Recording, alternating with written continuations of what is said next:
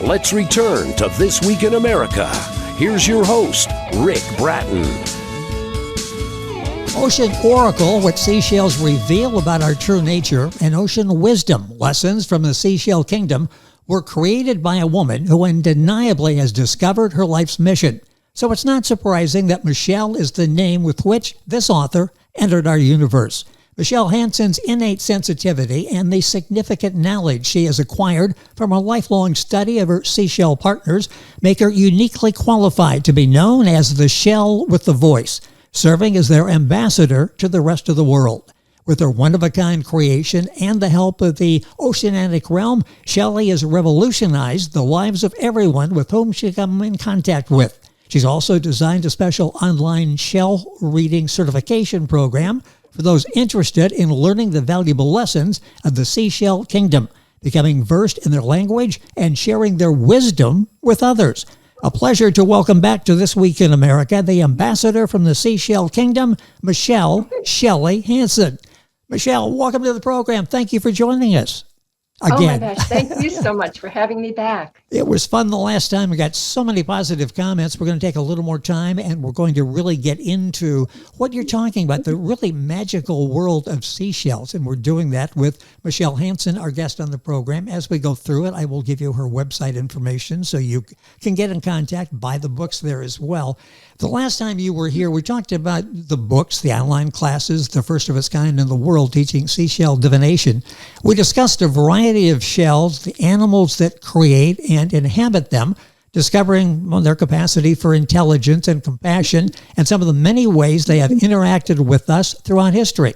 Today, I thought we'd switch gears, talk about your journey with the shells, how applying their wisdom helps others navigate their lives. Part of your story, well, actually sounds like science fiction, but everything Shelley's going to talk about today is true. All of it proves that teachers don't always come in human bodies. We learn a lot from the seashells as well. Let's start at the beginning. For you, when did this first develop? Where did you get this information, this interest in seashells? A lot of people are interested in seashells, but it stops there. You took it a little further and found out some amazing things. Yes, and I never lived near the ocean, so it's interesting that I would have this really passion is, for shells. yes. But it began when I was 4 years old. My grandparents returned from a vacation to the beach, and they brought me a gift of some shells, and I was instantly smitten. I wanted to know everything about them. So as a few years went by, and my parents noticed this interest was growing, they got me my first book on shells. It was called The How and Why Wonder Book of Seashells. And my reaction was, I want to know everything in this book. I need to memorize this book. So I started a journal. And once I had documented everything I could glean from the book, anything became fair game. So I was cutting up magazines and newspapers. If it had to do with shells, or mollusks, those are the animals that make shells, and they were fair game for my journal. But I took it a little too far, I think, when my aunt called her little niece, and she had a brand new shower curtain she couldn't wait to show me. And when I arrived, it was pink plastic, but it had pictures of shells on it. And to me, they were calling out to be in my journal. So I asked if I could cut up her curtain. And she let me. So here I have, I still have this. Well, I love that. These little pink shells are my aunt's shower curtain. I love that. What an amazing story. And the fact that this was so early in your life, your family bought into it as well and assisted you with that. The video version of this interview, by the way, you'll find on our YouTube channel, thisweekinamerica.us. We've got the link there. Or just Google it and you'll find it as well. As we're doing this, Michelle has some pictures she's showing, some seashells, part of her aunt's shower curtain. You never know what she's going to show on the program. That's truly an amazing story. You really were captivated at a young age, weren't you? I was, but my family was so supportive. I mean, to let me cut up her curtain. Oh, yes. And as the years went by, family and friends continued that support. So when they traveled, they brought me shells from their destinations, and that allowed my collection to grow.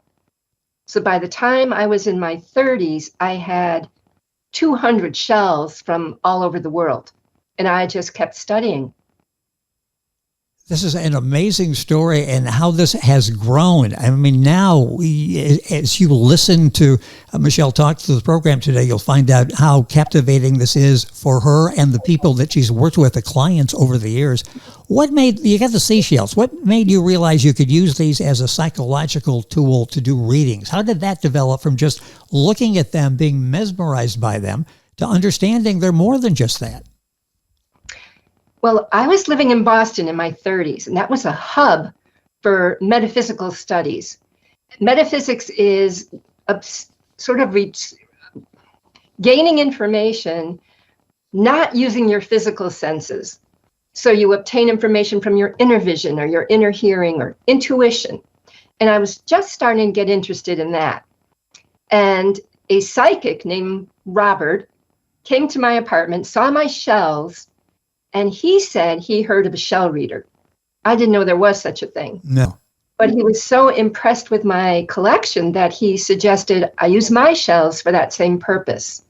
So he sort of planted that seed. And since to me it was the marriage of my two interests, metaphysics and the shells, it got my attention. Our guest on the program is Michelle Hanson. Her website is oceanoracle.com. Her two books, Ocean Oracle and Ocean Wisdom, you can buy both of those at the website, wherever books are sold, and we'll give you this information throughout the program. Once you knew that they could be used that way, how did you figure out to get messages? I mean, sort of a step-by-step as you went through this process to suddenly realizing what you were studying. When did you realize that you can read these? Well, once that seed was planted, I sat with my shells and I thought, how can you be used for readings? That means every shell has to have its own message. So there has to be something unique about each of them. And because I'd studied them all my life, that was not a daunting task. They practically have nothing in common. So let me show you. You would think all shells are made by animals. The animals must have similar anatomies. And at a very basic level, at least their heart, such an important organ, must be the same. This is a tusk shell. All my books said tusks, the animals that make this shell, had no heart. And I couldn't figure out how can an animal live without a heart. But they lead a very sedentary life. And so it's the contraction of their foot muscle that circulates their blood. Then you have the octopus. Fossil evidence shows it used to have a shell. They have 3 hearts, single-chambered, separate hearts. 2 go to the gills to get the oxygen, and then the 3rd circulates the oxygenated blood.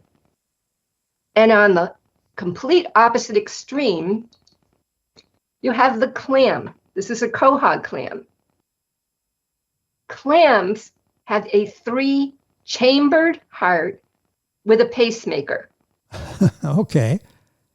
So you go from no heart to 3 separate hearts to a 3-chambered heart with a pacemaker.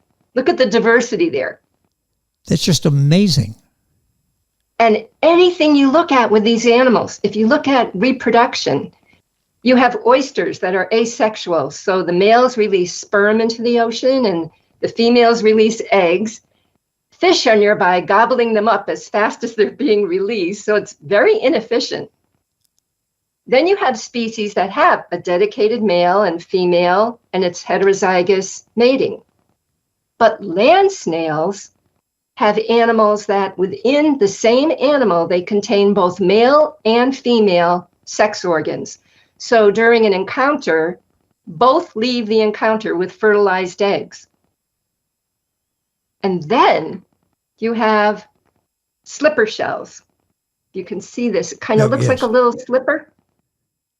Oh, yeah. These live in colonies.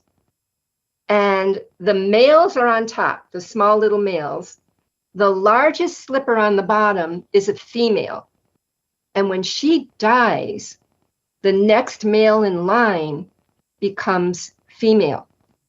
So all the eggs that are laid are male, but during their life, they're going to experience being both genders. I'm just absorbing all of this. This is amazing. I know, I'm so sorry. I don't want to cause shell shock, but it's just there's so much diversity in anything you look at, whether it's how they feed. You have vegetarians and carnivores and even cannibals, where they're located, how they protect themselves. All these various factors have that much diversity. And then you add to that their behaviors, how they've interacted with us throughout history, just their name and appearance. And there is a treasure trove of information. And since I knew all this, when I was sitting with my shells, even though there were 200, it took me about a week to decode the individual messages for my shells. What a remarkable story. And with all of this information, you will find this and much more on Michelle's website, which is very simple, oceanoracle.com, which is the name of one of the books, Ocean Oracle, What Seashells Reveal About Our True Nature, and Ocean Wisdom, Lessons from the Seashore Kingdom, the Seashell Kingdom. Let's talk a little bit about the first time you did a reading. Do you remember the first time you did a reading? Were you nervous going into that? Remember the psychic Robert who suggested I use my shells for that purpose? About a month later, he came back to my apartment and he asked if I'd done any readings. And I said, I can tell you what they all mean, but that's as far as it went. So he asked if he could have a reading.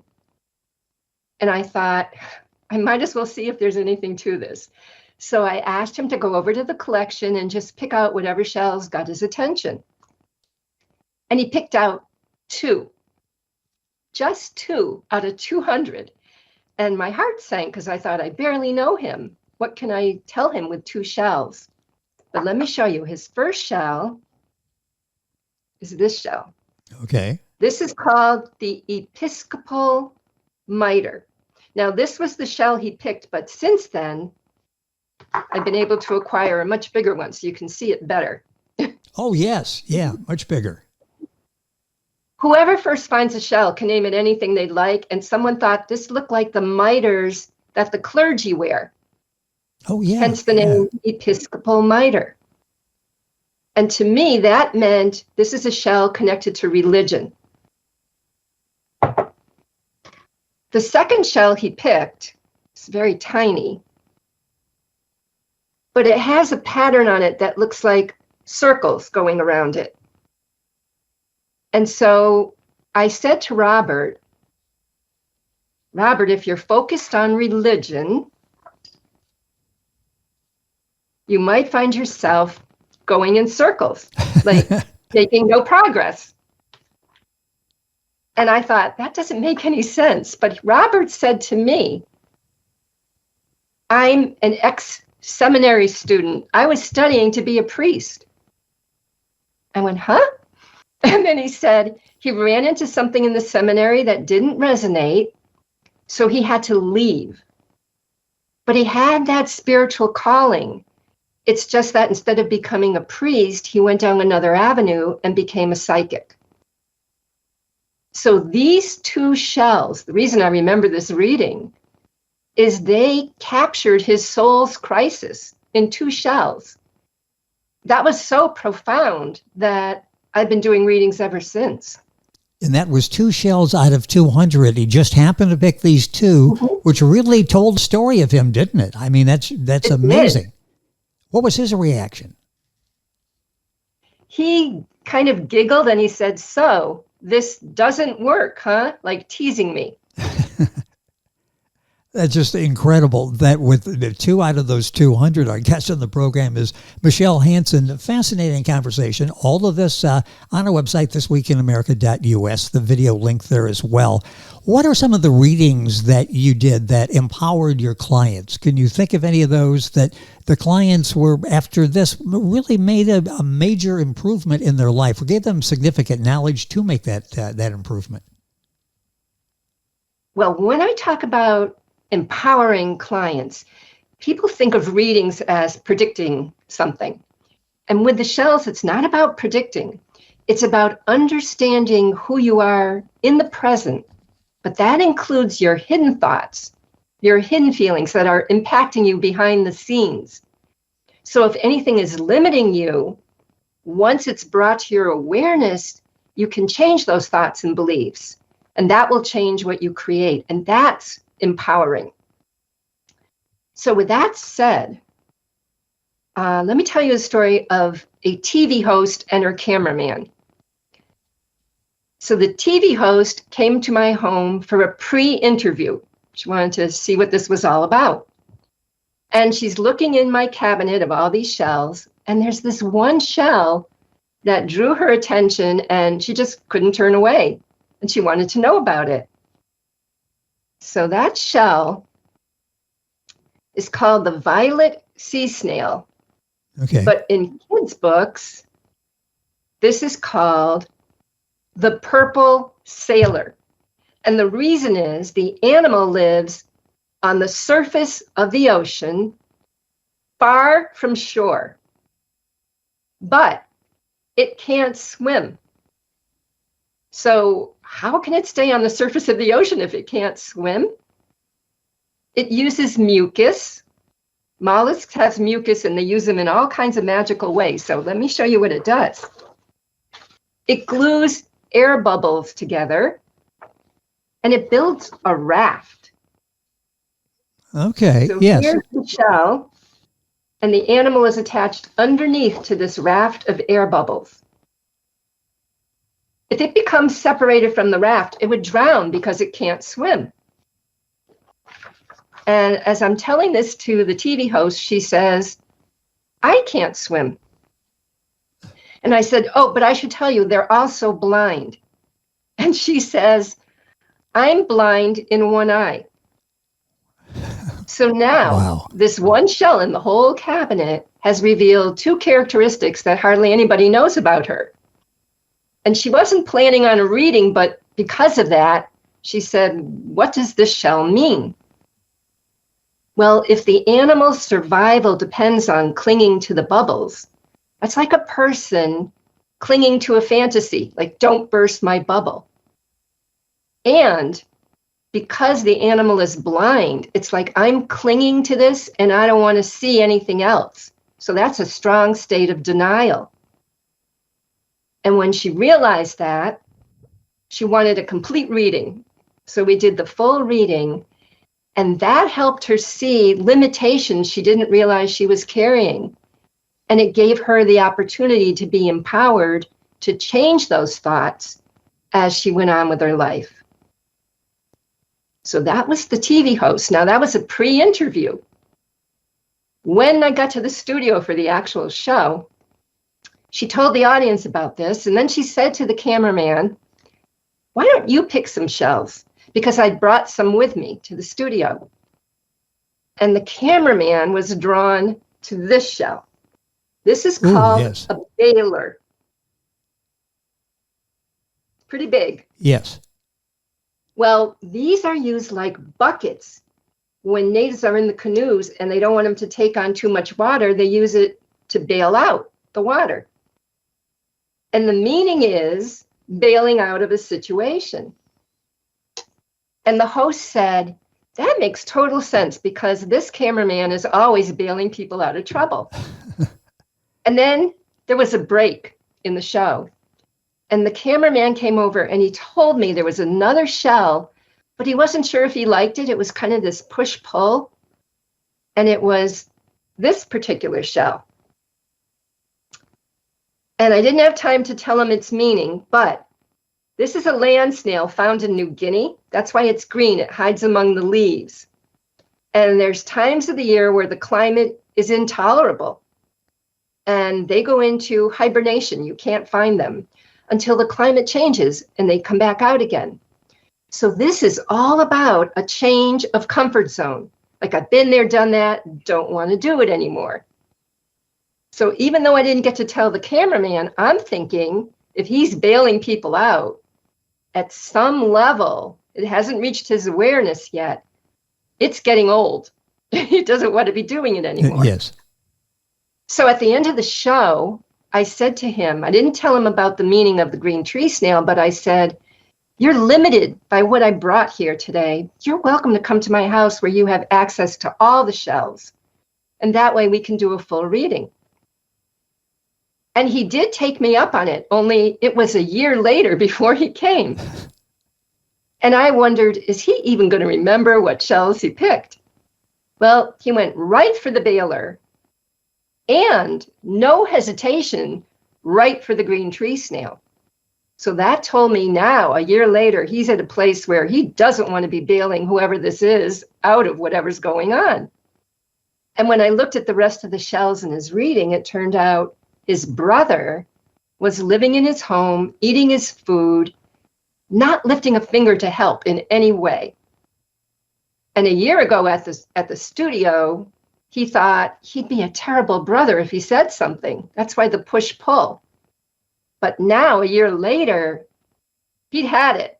He was going right to the green tree. Time to open up, yes. Yeah, and exactly, that's what happened. He realized even if he said nothing to his brother, it was impacting their relationship. So he left exactly being willing to open up and talk to his brother. That's how that empowered him. It's just amazing and really changed the quality of his life. He was able to address this issue that really was pulling him down and obviously wearing on him. Right. And then there's one other really amazing thing that happened for empowering someone, and that was an artist.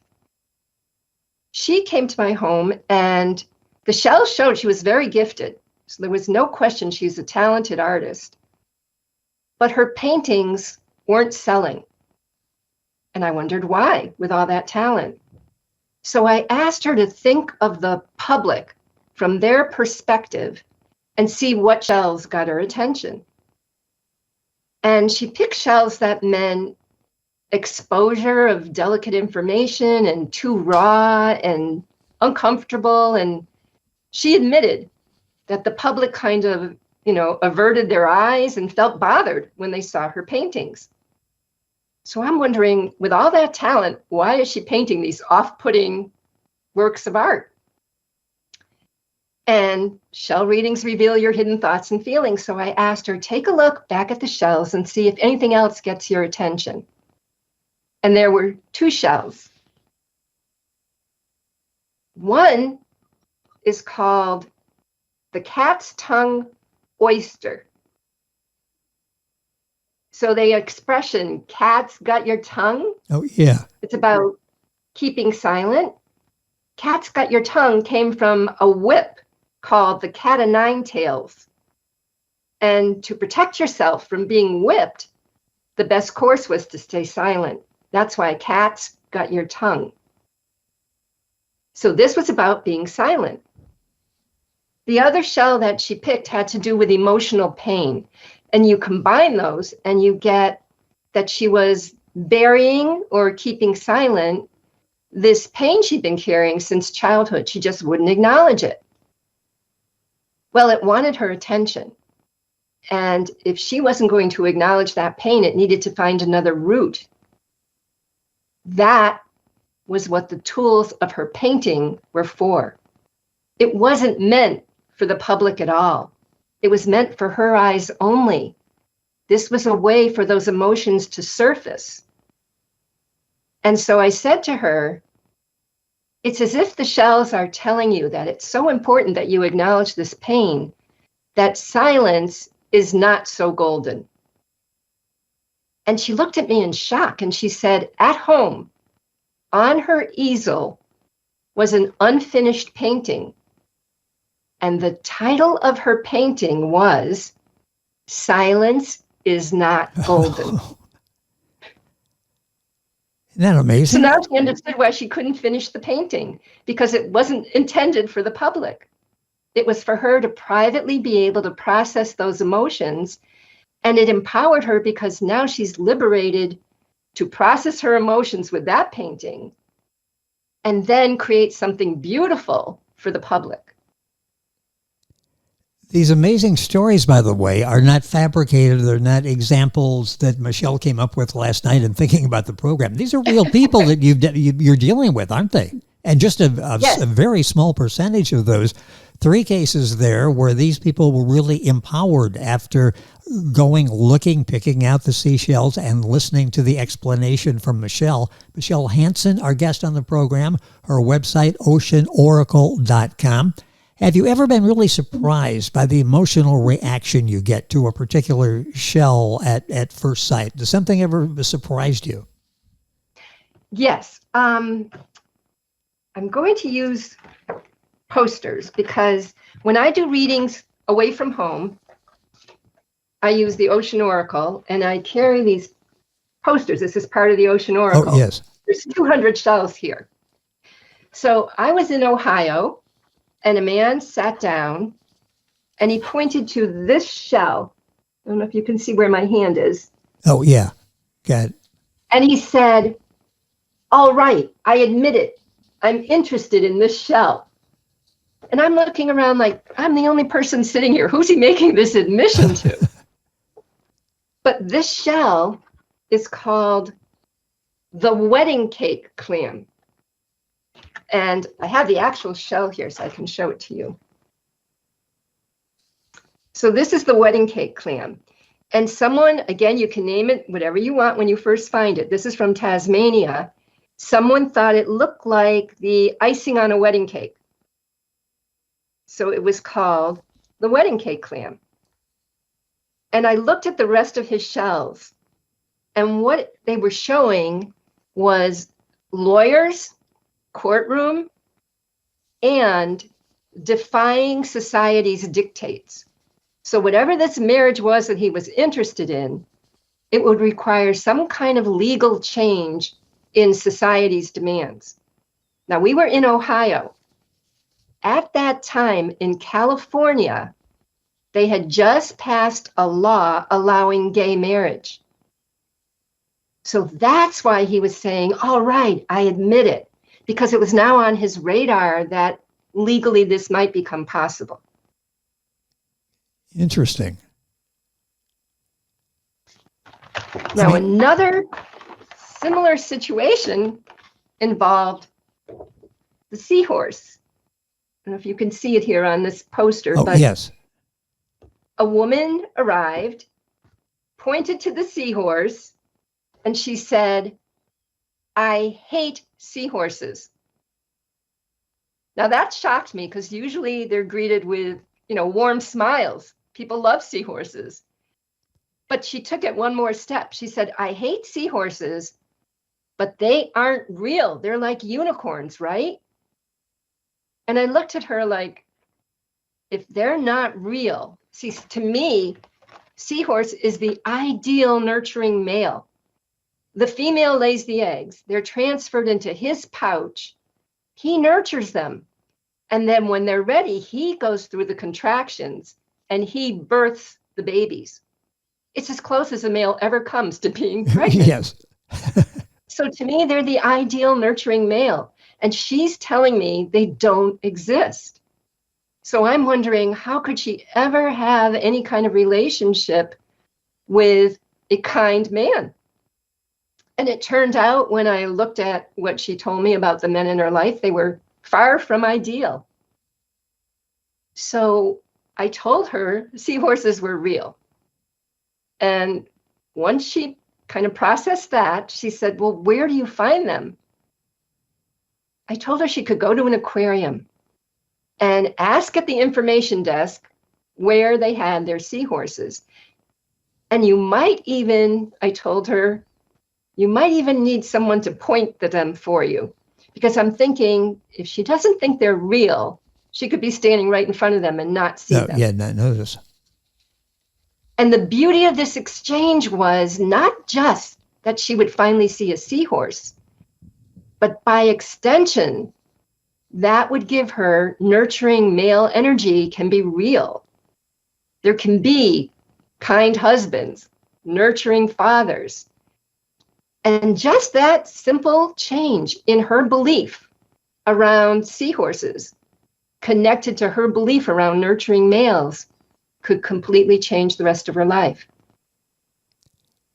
such an amazing story. I'm just absorbing all of this and what they learned and how they've applied it to their lives, maybe even made changes in their lives because of the knowledge that Michelle was able to share with them. Michelle's website, oceanoracle.com.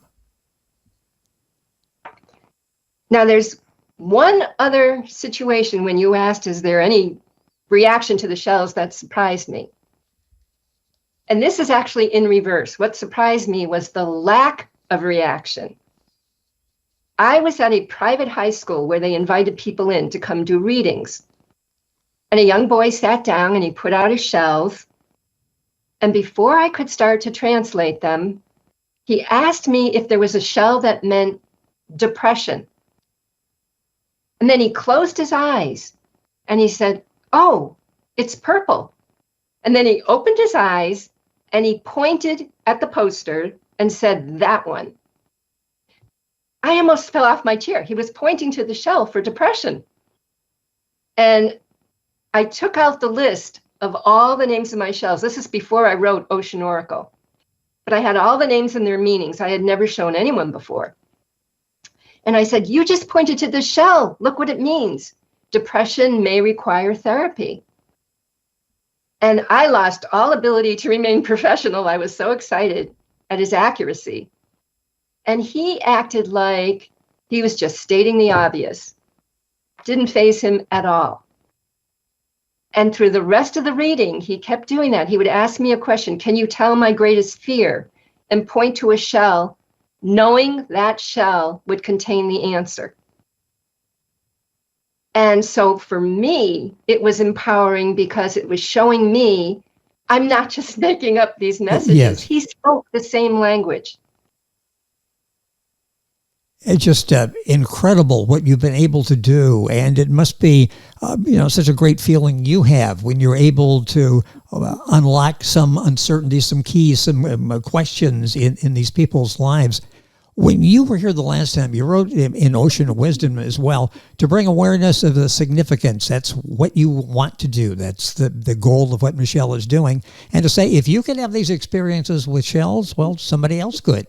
Have you ever witnessed others who have had the same magical experiences that you have? So many, but that's what I love when you said it must really make me feel good. A woman came and she was in a wheelchair because she had just had surgery. So we set up the chair in front of the cabinet of shells and she picked out her shells and I started delivering the message, which was about the impact her daughter's marriage was having on her. And she said, "That's not right." And I started thinking, oh my gosh, she's in this chair. She can only see the shells at eye level. She can't see what's above her eye level or below. So I put all the shells back in the cabinet and I took out a box that contained pictures that I had taken of every shell. And even though they're stacked together, so she couldn't see them, it gave her access to every single one of the shells. And I said, "I'd like you to run your hand over these plastic little cards and pull out whenever you feel the desire. Just pull out and we'll see what the shells are." So she did that. We put out her shells. Rick, they were the same ones I just put back. So again, I had to say to her, "I'm really sorry, but this is saying that your daughter's marriage is having this impact on you." And she said, "That's not right." But then she said, "They're not married. They're just living together." And because I had said married, she ignored the whole rest of the message. Yes. So I asked her, ignore that part and just look at the rest of the message. And then she got it. And then both of us were kind of astounded that the shells were so insistent on the message that she would get the same message twice, even when she couldn't see what shell she was picking. So that was pretty magical. Now, the shells, when they're insisting on a message, it even happens with my students. They hijack the homework. By that I mean, The students are given a homework assignment of a hypothetical client, and they're told the shells that the client picked, and then they send me their interpretation. So a student was sending me her insights, and I couldn't figure out where she's getting this idea. So I asked her, what shell is giving you this idea? And she told me the shell, and it would make sense. That insight matched the shell. But that shell was not in the homework. And the student swore she saw that shell. And I realized that shell wanted to get a message to the student. And the shells don't care if the students get the homework right, because this even happened to another student on a final exam. So I've learned I have to tell the students, ignore the homework, work with that shell, process whatever information it's holding for you. And then you can look back at the homework. And that's what happened. They would look back and say, oh my gosh, that shell was never there. But the priority for the shells was they needed to get a message to that student. That's their mission. And they don't care how the student does as far as the homework. So that amazed me that you've got this woman who twice picked the same shells to get a message. Then you got these students who are seeing shells that aren't even there to get a message to that student. But the most unique way I have ever seen a message get to someone involves the tiger cowrie shell. Let me do a little background here. So this is a tiger cowrie shell. And this side, when you see this slit in ancient Rome, that reminded them of the genital tract of their sows, their female pigs. But as history progressed, it just became connected to the womb and to the goddess. And in Japan, these are called peaceful child shells because women in labor are given these cowries to grip to facilitate the birth process. Interesting. So with that background, a dear friend of mine, her name is Claudia, and she's given us permission to use her name. In the winter, had received this horrific news that a cherished nephew had died from an accident. And she wanted a sign that her nephew was okay. And she requested that sign to be a tiger cowrie. She didn't even know if he knew what a tiger cowrie was, but that's what she wanted because it would not be a shell that's found in New England, and it's pretty big.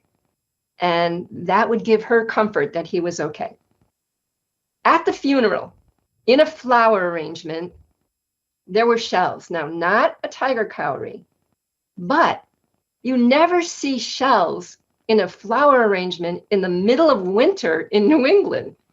So she thought he did a really good job of answering that request.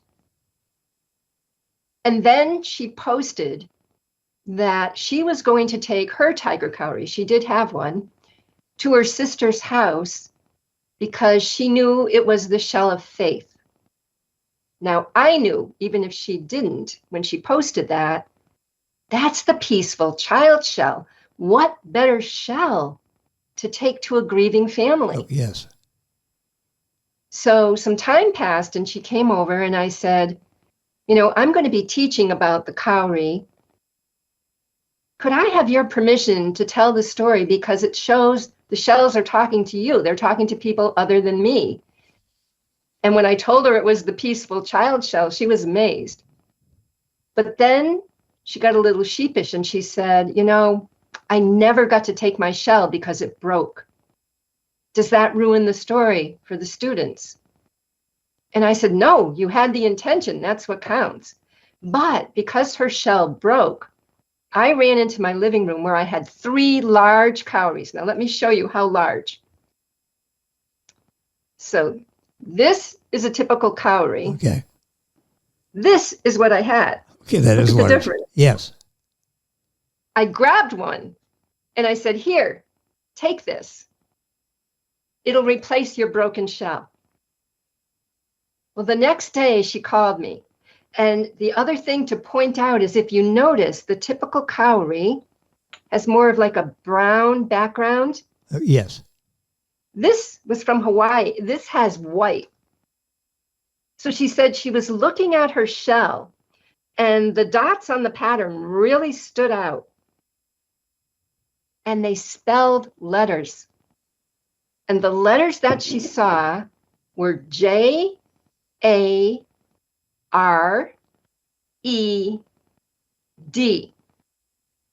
Jared. Jared was the name of her nephew who died. Wow. On a tiger cowrie shell. So I'm thinking, in her grief, she must want to see this. I asked her to bring the shell back so I could see it. So let me show you the shell I gave her. So this is the shell. Okay. Now let me connect the dots for you. This is just amazing. Each story gets a little more amazing than the one before. I know, that sounds like science fiction, right? So this, if you can see the top there, it says J-A-R-E-D. Yes. In huge letters across the entire surface. And then when I'm looking, I also saw the word home. And I saw the word joy. So that just blew my mind. That's when she told me about her request to her nephew that he show her a sign and she wanted it to be a tiger cowrie. I never knew that until this shell. So you would think that's a once in a lifetime thing. Well, a year later, I'm teaching a new group of students, and Claudia granted me permission to use her story for all future students. One of the students flew to New England, and she'd already had the class about the Jared shell. I called Claudia and asked if she'd come over so this student could see the Jared shell. And we're sitting at the table, and as she's looking at the Jared shell, I said, what are the odds? I had 3 of these huge cowries. I could have just as easily given her this one.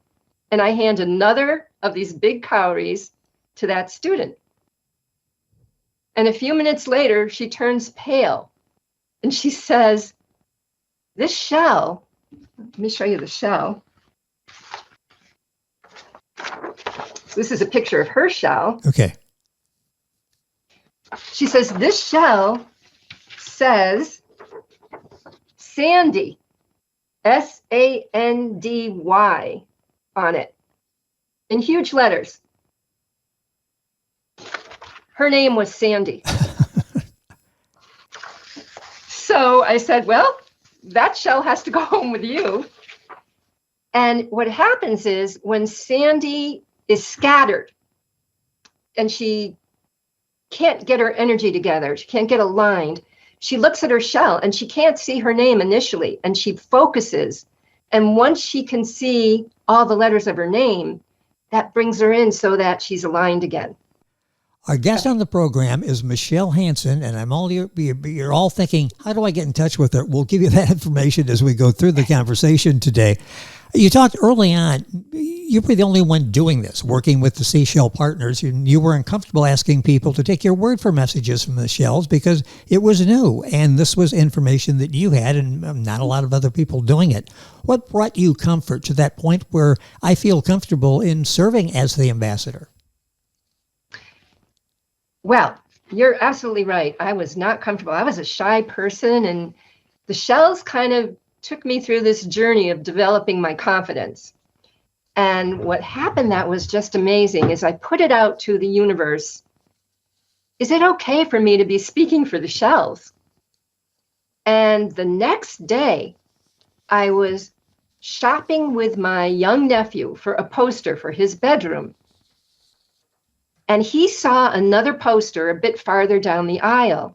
And he pointed it out to me because it was a little boy holding a shell to a little girl's ear. So it was this shell. Wow. Holding it. And this shell, when people hold shells to their ear, they think they're hearing the ocean. But my books told me that it's really amplifying the sound of the blood circulating in your ear. And to me, that was being pumped by your heart. So this always meant listen to your heart whenever I was working with the shell with my clients. So I was walking toward the poster, and let me show you the picture. You see, there's a little boy holding the listen to your heart yes. shell. And that's what I said. Oh, he's holding the listen to your heart shell. As I got closer and started to read the inscription below it, I gasped because the first 4 words are listening to your heart. And let me read the rest of the inscription because this was very important to me. It said, listening to your heart, finding out who you are is not simple. It takes time for the chatter to quiet down. In the silence of not doing, we begin to know what we feel. If we listen and hear what is being offered, then anything in life can be our guide. Listen. And that hit me to the core because that's what I've been saying. Teachers don't always come in human bodies. Anything can be your guide. So I shared this philosophy, and I wanted to know who wrote this because I wanted to read more from this person. Yes. So I looked down at the bottom of the poster, and it doesn't have a name. It doesn't even say anonymous. It's signed by a picture of a little shell. Wow. So to me, the shell was the author. Yes. And if we shared the same philosophy, it was like the universe was answering my plea. The shells were granting me permission to be their ambassador. That's how I gained confidence. Our guest is Michelle Hanson with one incredible story after another. How many times have I said wow and amazing in the course of the conversation, trying to sort all of this out, and you can go to our website and sort it out for yourself, oceanoracle.com. In our last interview, we touched upon how shells provide wisdom in correlation with the love languages. The shells instruct us to think of love as an enormous wheel with many spokes, each spoke being a way to give and to receive love. Can you talk more about that? It was fascinating. Yes. So the overall picture the shells were giving is that love is like this enormous wheel, and there's all these spokes of methods of receiving and giving love. Love is attention. Love is quality time. Physical love, words of love, generosity. And each spoke is also represented by a specific shell. So the spoke of love as attention is courtesy of this shell. It's called a moon snail. This is a shark's eye moon snail. And moon snails absorb water into their bodies, and they inflate to be like 4 times their normal size. So here's a picture of a moon snail. You can see this blubbery mass. I mean, the only way to get back in the shell is they have to expel all that water. Okay. And with people, when they blow things up out of proportion, make mountains out of molehills, that is a way to get attention. But they usually do this by means of disasters or physical illness, making mountains out of molehills. And the compassion that they receive is interpreted as love.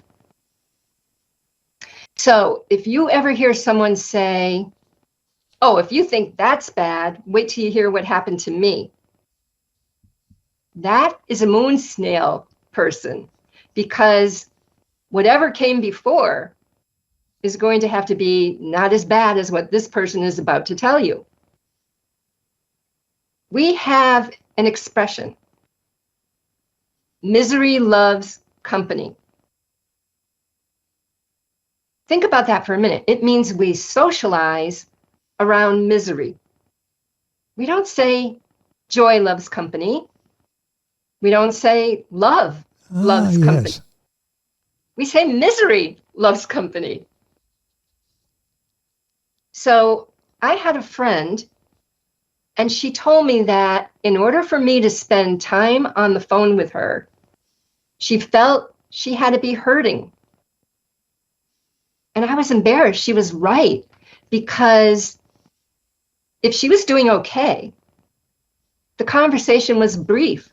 I was saving time for somebody else who might be struggling. This was not conscious. I didn't want my friend to have to be hurting, but that's what I was doing unintentionally. I was teaching her to wound herself. And I was horrified at that. And that's when I had this aha moment, because moon snails don't judge what we inflate. The problem is not that we need to feel love through attention. It's how we get the attention. Instead of blowing up all these disasters and things have to be even worse, we could take a different tactic. If everyone gets a 90 on a test, you could get a 95 and get attention that way. So I tried an experiment. I called it Growing the Light. And I decided I was going to pay attention to the wonderful things that are happening. So I would talk to my friends and say, you should hear what happened to so-and-so. It was amazing. Or, wait till you hear this astounding thing that I just heard. And I kept doing that to the point where I needed something to report to people, and wonderful things started happening to me. But I knew the experiment worked when one of my friends said, if you think that's great, wait till you hear what happened to me. So it completely shifted from, if you think that's bad, wait till you hear what happened to me, to if you think that's great, wait till you hear what happened to me. And we all have that power to grow the light. I mean, the world needs all the light it can get. Yes. All we have to do is choose what we pay attention to for our loved ones, for our family, and we can grow the light. So that's the wisdom from Moon Snail. All of this information, so much more, in Michelle's books. Her website is oceanoracle.com. I'll mention the books again before we conclude our conversation today. It's going by so quickly because this is such great information, and I love the passion that Michelle brings. And you get that passion from seeing this actually works when you're talking to people. You're able to change lives and unlock maybe doors that have been locked for years with these people. The recordings show how the shells can be used as divination tools. I want to talk about that. We touched on it last time, providing psychological insights. In the other interview we talked about, by the way, that one's available on our website, and you can Google it as well and listen to the first interview. In the previous interview, you touched upon how shells can be used as energy tools. Elaborate on that a little bit. Okay. Energy healers work with crystals from the mineral kingdom. Shells are crystals too. Every shell is a crystalline matrix that is formed by the animal that inhabits that shell. Now, in energy work, the body is divided into energy centers called chakras. And they range from the top of your head, called the crown chakra, to the base of your spine, called the root chakra. And right in the middle is the heart chakra. There are different shells or non-mollusks that work at each chakra. So let me show you the heart chakra, because I think you'll understand right away why. There's a couple. This is called a heart cockle. You can see different ones here. Well, sailors use these as valentines for their sweethearts. I mean, they look like love. They look like hearts. So this is the heart chakra connection. When it comes to the root chakra, the issue there is survival. And there is nothing better on the planet at surviving than the starfish. There are some species of starfish, if you cut them in half, both halves will grow into complete starfish. And in some, a single arm can grow into a complete starfish. That's their capacity to survive. Oyster fishermen don't like starfish because they eat oysters. And some industrious oyster fishermen hauled a whole net full of starfish up onto the deck of their boat, cut them in pieces, and threw the pieces back in the ocean. They multiplied their problem. Now, starfish also have two stomachs, because I mentioned they eat oysters. Look at the mouth. It's this tiny little hole right at the bottom, yes, where all the arms meet. Yes, barely say it, yes. An oyster is not going to fit into that mouth. So one of their stomachs is situated right over their mouth, and they are able to hover over the oyster, push their stomach out through their mouth, in between the valves of the oyster, and secrete digestive enzymes to liquefy the oyster so they can absorb that oyster, and then they retract their stomach and then pass those contents to the second stomach to complete the digestion. So starfish is about survival over something that turns your stomach, and that's root chakra, survival issues. Now, there are other non-mollusks, sand dollar, sea urchins, that also connect with specific chakras. So in Ocean Wisdom, I go into much greater detail about this. There are also other shells that can be used as energy tools. And they're going to reveal information that is just below the surface of your conscious mind. Ocean Wisdom was the foundation for introducing the idea of the connection of shells to the chakras. But as a natural progression from that, I started another book. Good. And I have the cover. Fantastic. So it will be called Ocean Crystals, really making the point that seashells are crystals. And the subtitle is Seashells, S-E-A, are seashells, S-E-E. And the eye in the sky up here, the pupil, is a chambered nautilus, because chambered nautilus grows in sacred geometry. It's aligning with our divine perfection. So it's like seeing the world through the perspective of the wisdom in the seashell kingdom. Fantastic. I love the title. I love that picture. Thank you. How soon before the book will be available? It's about 80% of the way done. So hopefully soon. That'll be good. I'm motivated to get it out there for people. Well, yes, and we're motivated to have you do that. And if you follow her on her website, oceanoracle.com, you'll be among the first to know when the book's available and be able to order your copies. Time went by so quickly on the program today. Let's sort of wrap it up with any final words, any final thoughts you'd like to share about what we just talked about over the course of our conversation today. Well, in the first interview, I spoke about how Ocean Wisdom was a book before its time. And I based that on the change in public perception around the octopus. It was something that was feared, and now it's respected for its intelligence.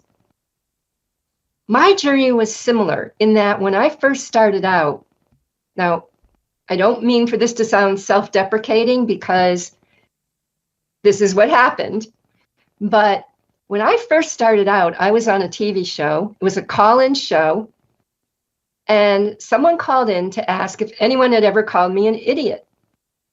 And I thought he was being protective. So I said, not to my face. And he proceeded to tell me he thought I was an idiot. Oh, geez. Now, this year, a few months ago, I was on a show, and someone called me an Einstein. And I'm talking about the same information. It's just the change in public perception. Yes. So with that said, I want people to realize that shells can deliver messages to everyone. If this looked familiar, if anyone has ever done this, instinct was telling you that the shells have something to say. And the beauty of this is if the shells evoke any kind of emotion in you, they already are delivering messages, just not at a conscious level of awareness. So the point of the books and the classes is to change that so that you can listen again and understand. This has been such a fascinating conversation, and you can continue this by going to Michelle's website, get information on the books, the classes, everything that's going on in her life, and you'll be able to find out when the next book is coming out, which I love, Ocean Crystals, Seashells, and Seashells. I love that, the beautiful cover on that, the new book as well. Our guest has been Michelle Hanson. Her website is oceanoracle.com. You'll be able to get information there on everything we talked about and so much more. The two books, Ocean Oracle and Ocean Wisdom.